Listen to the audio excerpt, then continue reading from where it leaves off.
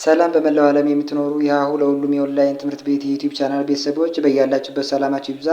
ሀሁ ለሁሉም የኦንላይን ትምህርት ቤት አማርኛ፣ እንግሊዝ፣ ሂሳብ እንዲሁም የተለያዩ የማህበራዊና የተፈጥሮ ሳይንስ የትምህርት አይነቶችን ብቃት ባላቸው አስተማሪዎች 24 ሰዓት የማስተማር አገልግሎት እየሰጠ ይገኛል። ቪዲዮ ላይ ባስቀመጥነው ስልካችን በኢሞ፣ በቴሌግራም፣ በዋትሳፕ ይደውሉልን።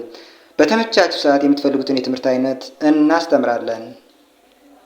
ሰላም እንዴት ቆያችሁ የቻናላችን ቤተሰቦች?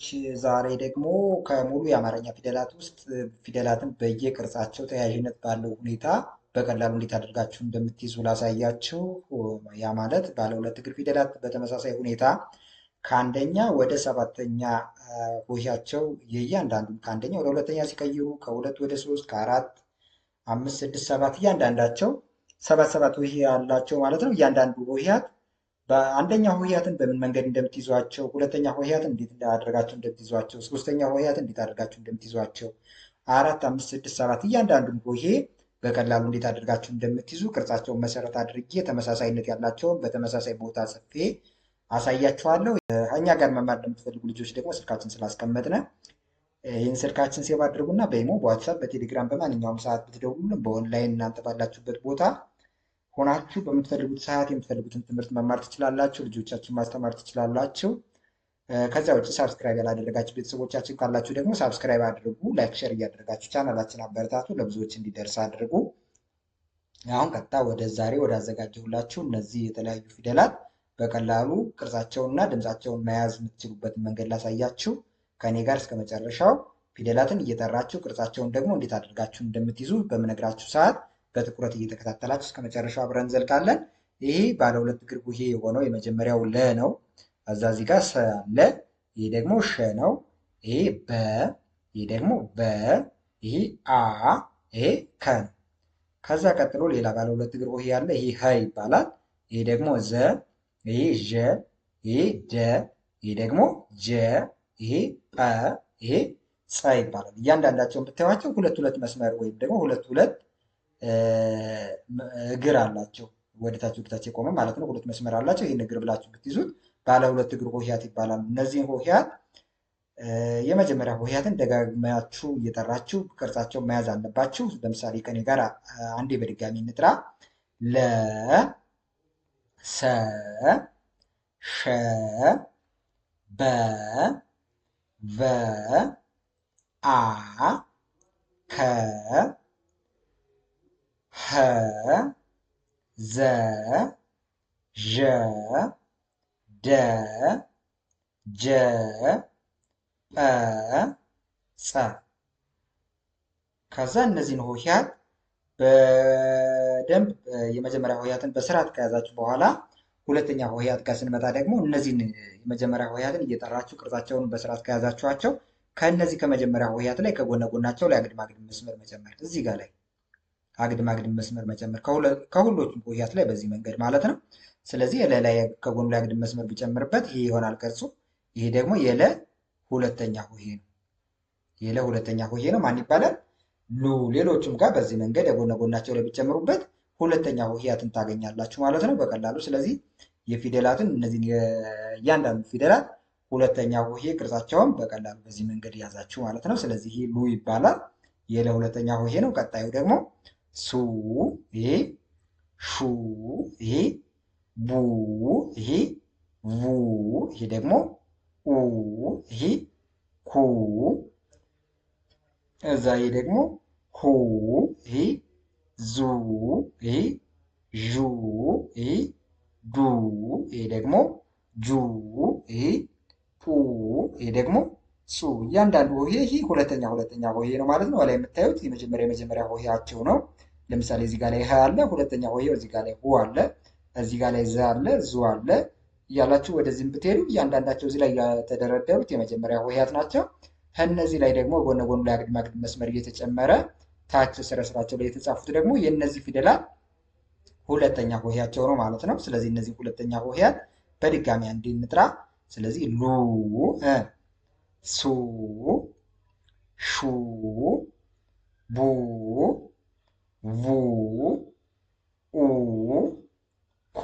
ከዛ ይሄ ደግሞ ሁ፣ ዙ፣ ዡ ዱ ጁ ኡ ጹ። ከዛ ሶስተኛ ሆሄያት እናያለን። ሶስተኛ ሆሄያቸው ደግሞ ከነዚህ ፊደላት ላይ ከእግረ እግራቸው ላይ መጨመር ነው። እንግዲህ የመጀመሪያ ሆሄያትን በደንብ እየደጋገማችሁ እየጠራችሁ ያዙ። የመጀመሪያ ሆሄያት ላይ ከእግራቸው ላይ ወደ ቀኝ ከዚህ ጋር ላይ ከታች እግራቸው ላይ ወደዚህ ብትጨምሩ እግር እንደዚህ ብታዞሩት ምን ይሆናል? የሶስተኛ ሆሄ ይሆናል። ለምሳሌ የሰ ሶስተኛ ሆሄ እግሩ ላይ ወደዚህ የተጨመረበት ይሄ ነው። የለ ሶስተኛ ሆሄ እዚህ ጋር ላይ እግሩ ላይ የተጨመረበትም ሌሎቹም ጋር ብታዩት ከእግረ እግራቸው ላይ ወደ ቀኝ መጨመር የመጀመሪያ ሆሄያትን ትይዛላችሁ። እዛ ከዚህ ከመጀመሪያ ሆሄያት ላይ ከእግራቸው ላይ ወደ ቀኝ ይህን ተጨማሪ መስመር መጨመር። ስለዚህ የለ ሶስተኛ ሆሄ እዚህ ጋር ላይ ሊ አለ። ሌሎቹም ጋር የሰ ሶስተኛ ከዚህ ጋር አለ። የሸ እንደዚሁ እያለ ይቀጥላል። ስለዚህ እነዚህን እንጥራ። ይህ የለ ሶስተኛ ሆሄ ጋር ጀምረን ማለት ነው። ይሄ ማን ይባላል? አሁን ሊ። ከዛ ሲ ሽ ሺ ደግሞ ቢ ች ቪ ች ኢ ች ኪ። ቀጣይ ጋር ስንሄድ የህ ሶስተኛ ሆሄ ጋር እዚህ ጋር አለ። እዛ ሂ ይባላል። እዛ ይሄ ደግሞ ዚ፣ ይሄ ዢ፣ ይሄ ደግሞ ዲ፣ ይሄ ጂ፣ ይሄ ጲ፣ ይሄ ደግሞ ፂ። ስለዚህ የእያንዳንዳቸው የፊደላት ሶስተኛ ሆሄ እዚህ ሶስተኛው መስመር ላይ ወይም ደግሞ ሶስተኛ ሆሄያቸው እዚህ ጋር ላይ አለ። እነዚህ ሶስተኛ ሆሄያት ናቸው።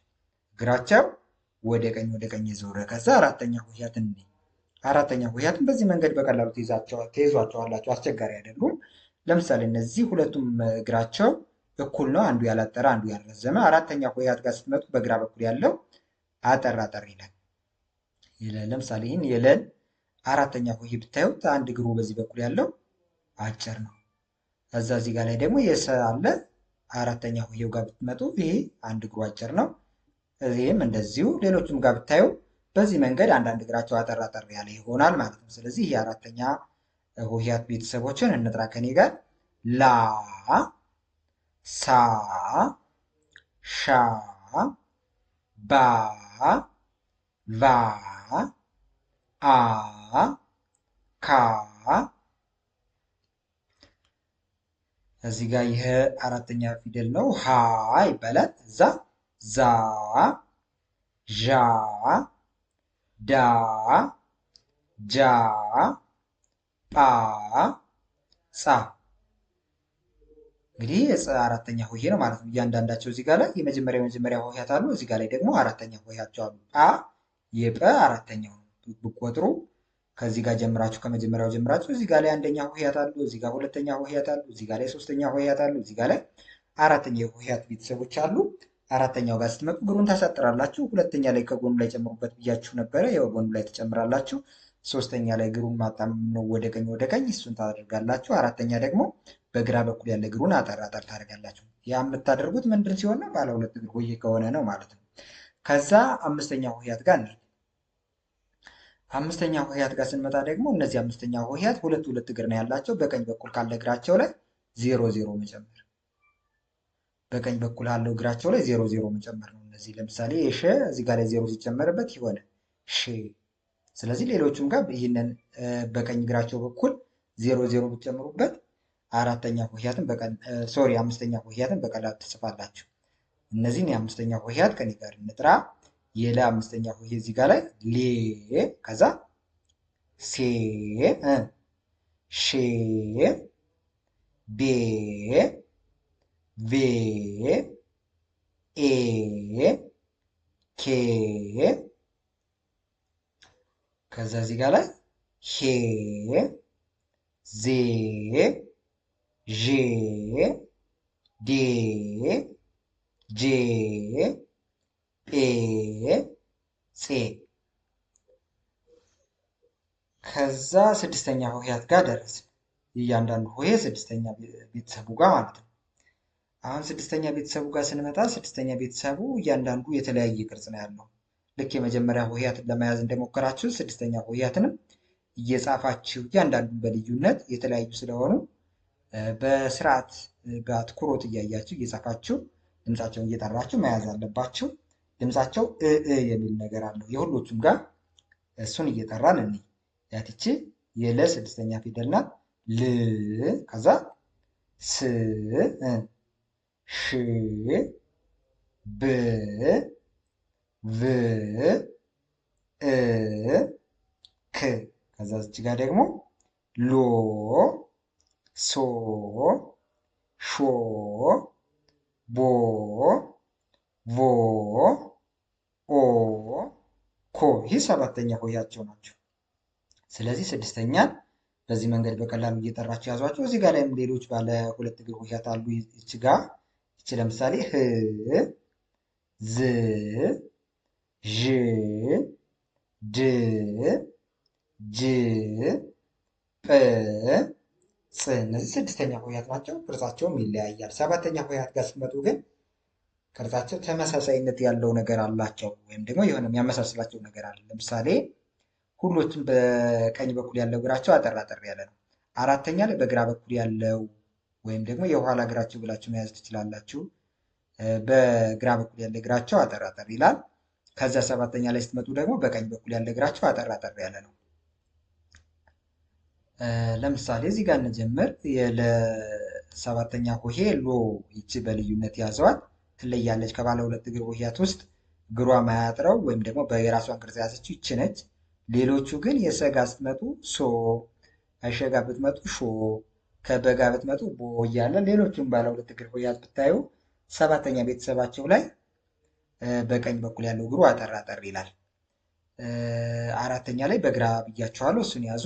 ብዙዎቻችሁ አራተኛ እና ሰባተኛ ይመሳሰልባቸዋል። እንግዲህ የሚያጥረው እግሩ ነው የሚለያየው እንጂ ተመሳሳይ ነው። በእርግጥ ይሄኛው በግራ በኩል ያለው እግሩን ያጠረ፣ ይሄኛው ደግሞ በቀኝ በኩል ተቃራኒ እግራቸው የሚያጠር፣ ተቃራኒ እግራቸው የተለያየ እግራቸው፣ አንድ ግራ እግራቸው አንድ ቀኝ እግራቸው ያጥራል።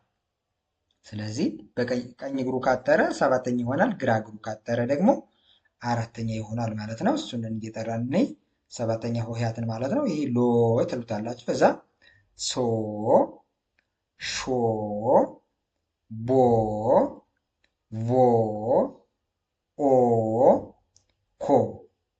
ከዛ ቀጣይም ሰባተኛ ሆሄያት እዚህ ጋር ላይ ያሉ እንደዚሁ በተመሳሳይ ሁኔታ በቀኝ በኩል ያለ እግራቸው አጠር አጠር ያለ ነው። ስለዚህ ችን ሆ ዞ ዦ ዶ ጆ ጶ ጾ።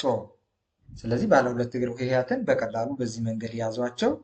በየትኛው ላስታውሳችሁ በድጋሚ ሁለተኛ ሆሄያት ከሆነ ከጎኑ ላይ አግድም መስመር መጨመር። የመጀመሪያ ሆሄያትን መጀመሪያ ትይዛላችሁ፣ እሱ መረሳት የለበትም። ከዛ እነዚህን የመጀመሪያ ሆሄያት ከያዛችሁ በኋላ ሁለተኛ ሆሄያት ከሆኑ ከጎናቸው ላይ አግድም መስመር መጨመር። ሶስተኛ ከሆኑ እግራቸው ላይ ከቀኝ እግራቸው ላይ ወደ ቀኝ የተንሻፈፈ ወይም ደግሞ የተጣመመ ነገር መጨመር። አራተኛ ሆሄያት ወይም ደግሞ አራተኛ የሆሄያቱ ቤተሰብ ከሆኑ ደግሞ በግራ በኩል ያለ እግራቸውን አጠር አጠር አድርጎ የቀኝ እግራቸውን መተው። አምስተኛ ከሆነ በቀኝ እግራቸው ላይ 0 ወይም ደግሞ ቀለበት መጨመር። ስድስተኛ ሆሄያትን ምን አድርጓቸውን ያልኳችሁ እየጻፋችሁ ደጋግማቸው ድምፃቸውን እየጠራችሁ በማጥናት መያዝ እያንዳንዱን ቅርጽ። ሰባተኛ ሆሄያት ከሆኑ ደግሞ እነዚህ ባለ ሁለት እግር ሆሄያት በቀኝ በኩል ያለ እግራቸውን ማሳጠር። እንግዲህ በግራ በኩል ካሳጠራችሁ 4 ነው የሚሆን፣ በቀኝ በኩል ያለውን እግራቸውን ካሳጠራችሁ ደግሞ ሰባተኛ ሆሄያት ይሆናሉ። ከዛ ባለ አንድ እግር ሆሄያትን እንዲህ እዚህ ጋር አሉ። ባለ አንድ እግር ሆሄያት ለምሳሌ ይቺ አንድ መስመር ብቻ ነው ያላት ቀ፣ ከዚህ ጋር ደግሞ አንድ መስመር ብቻ ያላት ተ አለች። እዚህ ጋር በቸ፣ ይቺ የ፣ ይቺ ደግሞ ገ፣ ይቺ ሀ፣ ይቺ ነ፣ ይቺ ኘ። እነዚህን ስታዩቸው ሁለት ወይም ደግሞ 3 መስመር የላቸውም። አንዳንድ እግር ብቻ ነው ያላቸው፣ ወይም ደግሞ አንዳንድ መስመር ብቻ ነው ወደታች የተዘረጋ ያለው። የምታዩት አንድ መስመር ብቻ ወደዚህ በቋሚነት የቆመ ማለት ነው። ስለዚህ እነዚህ አይነት ፊደሎች ምን ይባላሉ? ባለ አንድ እግር ሆሄያት ይባላሉ። ስለዚህ እነዚህን እንደተለመደው የመጀመሪያ ሆሄያትን በደንብ ያዙ። እኔ ጋር አብረን እንጥራ። ቀ፣ ተ፣ ቸ፣ የ፣ ገ፣ ሀ፣ ነ፣ ኘ። እነዚህን እየደጋገማችሁ እየጠራችሁ ያዙና ከዛ ሁለተኛ ሆሄያትን በቃ ምንም የሚያሻማ ወይም ደግሞ የሚያስቸግር ነገር የለውም። ከጎኑ ላይ አግድም መስመር መጨመር ነው። ከዚህ ላይ አግድም መስመር ከጨመራችሁበት ማን ነው የሚሆነው? ቁ ነው የሚሆነው። ከጎኑ ላይ አግድም መስመር ከጨመራችሁበት ይሄው እዚህ ጋር ላይ ከጎኑ ላይ የተጨመረበት ማን ሆነ? ቁ። ከተ ላይ ከጨመራችሁበት ቱ፣ ከቸ ላይ ብትጨምሩበት ቹ፣ ከየ ላይ ብትጨምሩበት ዩ፣ ከገ ላይ ከዚህ ጋር ስትጨምሩ ደግሞ ይሆናል ቅርጹ ማን ይሆናል? ጉ። ከዚህ ከሀ ላይ ስትጨምሩ ደግሞ ሁ ይሆናል። ከነ ላይ ስትጨምሩበት ጎኑ ላይ ኑ ይሆናል ቅርጹ። ከኘ ላይ ደግሞ ስትጨምሩ ኙ። ስለዚህ እነዚህ ሁለተኛ ሆሄያት ናቸው። አንዴ በድጋሚ ከኔ ጋር እንጥራ። ቁ፣ ቱ፣ ቹ፣ ዩ፣ ጉ፣ ሁ፣ ኑ፣ ኙ። ስለዚህ እየደጋገማችሁ መጥራት፣ ድምፁን መያዝ፣ ቅርጹን ደግሞ የመጀመሪያ ሆሄያትን ከያዛችሁ በኋላ እነዚያ መጀመሪያ ሆሄያት ላይ ጎን ጎኑ ላይ አግድም መስመር መጨመር በቀላሉ የመጀመሪያ ሆሄያትን ብቻ በማስታወሳችሁ ሁለተኛ ሆሄያትን መያዝ ቻላችሁ ማለት ነው። ከዛ ሶስተኛው የፊደላት ቤተሰቦችን እንያቸው። ሶስተኛ ጋር ስንመጣ እዚህ ጋር ላይ እግራቸው ወደ ቀኝ ዞረ። እግራቸው ወደ ቀኝ ዞረ። ያት ቺ፣ ይቺ ቲ፣ ይቺ ቺ፣ ይቺ ትለያለች የተወሰነ። ያ ማለት ከእግሯ ላይ አይደለም የተጨመረው፣ ከጎኗ ላይ ነው የተጨመረው ነገር። እንደምታዩት ጠመዝመዝ ያለ ነገር ነው ከጎኗ ላይ የተጨመረችው። ሌሎቹ ቺ፣ ጊ፣ ሂ፣ ኒ፣ ሚ እነዚህ ሶስተኛ ሆሄያት ናቸው። ያው የቀ ቤተሰብ ሶስተኛ ሆሄ፣ ይሄ የተ ቤተሰብ ነው። ይሄ ደግሞ የቸ ሶስተኛ፣ ይሄ የየ ሶስተኛ፣ ይሄ የገ ሶስተኛ እዚህ ጋር ያለ፣ የሃ ሶስተኛ፣ የነ ሶስተኛ፣ የኘ ሶስተኛ። እነዚህ ሶስተኛ ሆሄያት ናቸው። አንዴ በድጋሚ ከኔ ጋር እየጠራችሁ ተለማመዱ። ቂ፣ ቲ፣ ቺ፣ ይ፣ ጊ፣ ሂ፣ ኒ፣ ኒ። ከዛ አራተኛ ቤተሰቦቻቸው ጋር ስትሄዱ ደግሞ እነዚህ ወደ ቀኝ ነበር የተንሻፈፈ ነገር የነበራቸው። እዚህ ጋር ስትመጡ ደግሞ ወደ ግራ የተጣመመ ነው የሚሆነው። ካስታወሳችሁ ባለ ሁለት እግር ሆሄያት በግራ በኩል ያለ እግራቸው ያጥራል ብያችሁ ነበረ። ሁለት እግር ስላላቸው አንድ እግራቸው በግራ በኩል ያለ ያጥራል። እነዚህ ግን አንድ እግር ብቻ ነው ያላቸው። አንድ እግራቸው ደግሞ ካጠረ ምንም ቅርጽ አይኖርም ማለት ነው። ስለዚህ ከማሳጠር ይልቅ ተጣሞ ነው የቀረው ማለት ነው። ወደዚህ ወደ ቀኝ ነው የተጣመመው። ስለዚህ ሁሎችም ስታዩቸው ወደዚህ የተጣመመ ነው። የነና የኘ ደግሞ አናታቸው ላይ ወደ ስር ደፋ ያደረጉ ናቸው። ወይም ደግሞ የምታዩቸው ላይ ከራሳቸው ወደ ቀኝ አቀርቅረዋል ለራሳቸው። ስለዚህ ወይም ደግሞ ወደ ስር ደፋ ያለ ነው። ይህን እዩት። ለማንኛውም ቅርጹን አይታችሁ ለመረዳት ሞክሩ።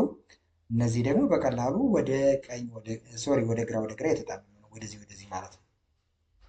ስለዚህ የአራተኛ ሆሄ የቀ አራተኛ ሆሄ ይሄ ቃ ትምታላችሁ። ይሄ ደግሞ ታ፣ ሂ፣ ቻ፣ ይሄ ደግሞ ያ፣ ሂ፣ ጋ፣ ይሄ ደግሞ ሃ፣ ሂ፣ ና፣ ይሄ ደግሞ ኛ። እነዚህ የምታዩቸው የባለ አንድ እግር ፊደላት አራተኛ ቤተሰቦች ናቸው። እነዚህን የአራተኛ ቤተሰቦቻቸውን ለመያዝ የመጀመሪያ ሆሄያትን ከያዛችሁ በኋላ ወደ ቀኝ እግራቸውን ማጣመም። ሶስተኛ ከሆኑ ወደ ግራ አቅጣጫው ይህ ወደ ቀኝ ነው አይደል የሚባለው። ይሄ ደግሞ ወደ ግራ። ስለዚህ ሶስተኛ ከሆኑ ወደ ቀኝ ታዞሩታላችሁ። አራተኛ ከሆኑ ደግሞ ወደ ግራ ዞር አድርጋችሁ በዚህ መንገድ ታጣሙታላችሁ እግራቸውን ማለት ነው። አምስተኛ ቤተሰቦቻቸው ጋር ስንመጣ አምስተኛ ቤተሰቦቻቸው እያንዳንዱ ሆሄ ላይ ከእግሩ ላይ ዜሮ መጨመር ነው። ከዚህ ካለው እግሩ ላይ ባለ ሁለት እግር ሲሆን ምንድን ነበር ያደረግነው? ከቀኝ እግሩ ላይ በውጭ በኩል ነበር የጨመርነው። ይሄ አንድ እግር ብቻ ነው ያለው። ከዚህ ካለው እግሩ ላይ ከቀኝ እግሩ ላይ በውጭ በኩል ዜሮ መጨመር ነው። ለምሳሌ ከእግሩ ላይ በቀኝ በኩል ብትጨምሩበት ይህ ይሆናል ቅርጹ። የተ ብትጨምሩበት ይኸው ይህ ቅርጽ፣ የቸክ ስትጨምሩበት ይህ ይሆናል። የየ ስትጨምሩበት ጎኑ ላይ ነው የሚሆነው። ይህ ይሆናል ቅርጹ። እንግዲህ የየ ምን ላይ ነው የተለየው? አምስተኛ ላይም የተጨመረበት ቅርጽ ይለያል። ሶስተኛ ላይም እንደዚሁ ከጎናቸው ላይ ነው። እዚህ ላይ ዜሮ የጨመረው ከጎኑ ላይ ነው። ከዚህ ጋር ደግሞ እግሩ የተጣመመ ሳይሆን ከጎኑ ላይ ነው እንትን ያሉ። ሌሎቹ እግራቸው የተጣመመ ነው። እነዚህ በልዩነት በትኩረት እያያችሁ እያንዳንዱ ፊደል ለመያዝ መሞከር። ስለዚህ አሁን እነዚህን አብረን እንጥራ። ይቺ ቄ፣ ቴ፣ ቼ፣ ዬ፣ ጌ፣ ሄ፣ ኔ ኜ። ከዛ ስድስተኛ ሆሄያት ጋር ስንመጣ ስድስተኛ ሆሄያት ቅርጻቸው እንደዚህ በተለየ ሁኔታ ተመሳሳይነት ባለው ሁኔታ አይደለም እየቀየረ ያለው። ለምሳሌ ቅናት ስተዋቸው የሆነ የሚያመሳስላቸው ነገር አለ። ካናታቸው ላይ የሆነ የእጽዋት ቅጠል የሚመስል ነገር አለ፣ የተክል ቅጠል የሚመስል ነገር የተጨመረባቸው ወይም ደግሞ ቅርንጫፍ ነገር። የቸ ቤተሰብ ደግሞ ከላይ የሆነ የተጥመዘመዘ ነገር ነው። ይህ ቤተሰብ ይህን ይመስላል ቅርጹ በራሱ። የገ ቤተሰብ ከአናቱ ላይ ከዚህ ላይ ዜሮ ጨመረ። የሀ ቤተሰብ እዚህ ጋር አናቷ ላይ የተወሰነ ለየት ያለች ናት፣ ደፋ ያደረገች ናት። ይኸውንና ኝ ይህን ይመስላል ቅርጻቸው። ስለዚህ ስድስተኛ ሆሄያትን እንደነገርኳችሁ በአትኩሮት እያንዳንዱን ሆሄያት እየጻፋችሁ ድምፃቸውን እየጠራችሁ መለማመድ። ይቺ የቀ ስድስተኛ ፊደል ቅ፣ ከዛ ይቺ ደግሞ ት፣ ይቺ ች የቸ ቤተሰብ ማለት ነው። ይቺ ደግሞ ይ ቤተሰብ ናት። ይቺ ግ ትባላለች። ይቺ ህ፣ ይቺ ደግሞ ን፣ ይቺ ኝ። ከዛ ሰባተኛ ሆሄያት ጋር መምጣት። ሰባተኛ ሆሄያት እነዚህ ሁለት ሆሄያት ናቸው ከባለ አንድ እግር ሆሄያት የሚለዩት እንጂ እነዚህ ማለት ነው። ሌሎቹ ከአናት አናታቸው ላይ ነው ዜሮ ዜሮ የጨመሩት። እዩዋቸው። ያትቺ ቆ፣ ቶ፣ ቾ፣ ከዚህ ጋር ሆ፣ ከዚህ ጋር ኖ፣ ኞ አናት አናታቸው ላይ ዜሮ ዜሮ አለው ወይም ደግሞ የምታዩት ነገር አለው። ይችኛዋ ይቺ ዮና ጎ ዮ ከዚህ ካናቷ ላይ ነው የሆነ እንደዚህ ነገር የተጨመረው። ጎ ደግሞ ከዚህ ካናቷ ላይ ወደ ላይ ቋሚ መስመር ነው የተጨመረው። ስለዚህ እነዚህም በልዩነት እዩዋቸው። እነዚህን አንድ እንጥራ። ከኔ ጋር እየጠራችሁ ድምፃቸውን ለመያዝ ሞክሩ። ቅርጻቸውን ደግሞ እንደዚህ ያስተውላችሁ አይታችሁ በቀላሉ ለመያዝ ሞክሩ። ቆ፣ ቶ፣ ቾ፣ ዮ፣ ጎ፣ ሆ፣ ኖ፣ ኞ። ስለዚህ እነዚህን እየደጋገማችሁ እየጠራችሁ ተለማመዱ። ብዙዎቻችሁ እንደዚህ በቀላሉ እያንዳንዱ ፊደል ቸ፣ ቹ፣ ቺ፣ ቻ፣ ቼ፣ ቺ፣ ቾ፣ የዩ፣ ያ፣ የይ፣ ዩ፣ ገጉ፣ ጂጋ፣ ጀግ፣ ጎ እያላችሁ መያዝ ትችላላችሁ። ግን ቅርጻቸውን ነው እያስቸገራችሁ ያለ። ስለዚህ ቅርጻቸውን በዚህ መንገድ ያዙ። ሁለተኛ ሆሄ ከሆነ ከጎኑ ላይ ጨምሩበት። ሶስተኛ ሆሄ ከሆነ እግሩ ወደ ቀኝ በኩል የተጣመመ ይሆናል። አራተኛ ሆሄ ደግሞ ከሆነ ወደ ግራ የተጣመመ ይሆናል። አምስተኛ ሆሄ ከቀኝ እግሩ ላይ በቀኝ በኩል ከእግሩ ላይ አንድ እግር ብቻ ስላለው ማለት ነው። ባለ ሁለት እግር ከሆነ ከቀኝ እግሩ ላይ ነው የሚሆነው። ባለ አንድ እግር ከሆነ ግን ከዚህ ካለው እግሩ ላይ ዜሮ ዜሮ ይጨመራል። ስድስተኛ ቅርጻቸውን በጥሞና አይታችሁ እየጻፋችሁ እየደጋገማችሁ እየጠራችሁ መለማመድ። ሰባተኛ እነዚህ የምታዩዋቸው ብዙዎቹ ከአናት አናታቸው ላይ ዜሮ ዜሮ አላቸው። የሌላቸው ደግሞ በተለየ ቅርጽ ያላቸው ለምሳሌ እንደ የና እንደ ገ ቤተሰብ ያሉ አሉ። እነሱን በትኩረት እያያችሁ መለማመድ። ባለ ሁለት እግር ሆሄ ሲሆኑ ደግሞ ያው ሁለተኛ ቤተሰቦቻቸው ላይ ልክ እንደ ባለ አንድ እግር ከጎናቸው ላይ አግድም መስመር መጨመር ነው። ሶስተኛ ሆሄያቸው ደግሞ ሁለት እግር ስላላቸው የቀኝ እግራቸውን ወደ ቀኝ ማዞር። አራተኛ ላይ ስትመጡ የግራ እግራቸውን ማሳጠር። ያ ባለ አንድ እግር ከሆነ ወደ ግራ ማጣመም ነበረ። ይህ ግን ሁለት እግር ስላለው አንድ እግሩን ማሳጠር ነው። አምስት ከሆነ ደግሞ ባለ አንድ እግር ሲሆን ከእግሩ ላይ ዜሮ መጨመር ነው። ይሄ ደግሞ ከቀኝ እግሩ ላይ መጨመር። ሁለት እግር ስላለው ከግራ እግሩ ላይ ከጨመራችሁት ልክ አትሆኑም። ወይም ደግሞ በውስጥ በኩል ዜሮን ካረጋችሁትም ቅርጹ ልክ አይሆንም። በጥንቃቄ እዩትና በዚህ መንገድ ያዙት። ስድስተኛ ሆሄ ከሆነ ደግሞ እያንዳንዱን ቅርጽ እየጻፋችሁ እየጠራችሁ መለማመድ። ሰባተኛ ሆሄያት ጋር ስንመጣ የለቤተሰብ የሆነችዋ ባለ ሁለት እግር ብቻ በልዩነት ይህን ይመስላል ቅርጿ። ሌሎቹ በቀኝ በኩል ያለ እግራቸው ያጠረ ነው። እንግዲህ ይህን ያህል ሪቫይዝ ካደረግሁላችሁና ለማስረዳት ከሞከርኩ እናንተ እየደጋገማችሁ እያያችሁ ተለማመዱ። ከዚያ ውጭ ደግሞ እንደዚህ ጥረት እያደረጋችሁ አማርኛን፣ እንግሊሽ፣ ሂሳብና ሌሎችን ትምህርቶች መማር ፈልጋችሁ ግን በተለያየ ምክንያት የትምህርት እድል አላገኝ ብላችሁ የተቸገራችሁ ቤተሰቦቻችን ካላችሁ ስልካችን አስቀምጠናል። በዚህ ጋር ላይ ስልካችን ሴቭ አድርጉና በኢሞ፣ በዋትሳፕ፣ በቴሌግራም እናንተ በሚመቻችሁ ሶሻል ሚዲያ ሀይ ብትሉን፣ ብትደውሉልን፣ ብትጽፉልን ወዲያውኑ ስልካችሁን አንስተን እናንተ በሚመቻችሁ ሰዓት ባላችሁበት ቦታ በኦንላይን የምትፈልጉትን ትምህርት በአጭር ጊዜ እንድታውቁ እናደርጋለን። በተረፍ በሌላ ቪዲዮ እስከምንገናኝ ሰላም።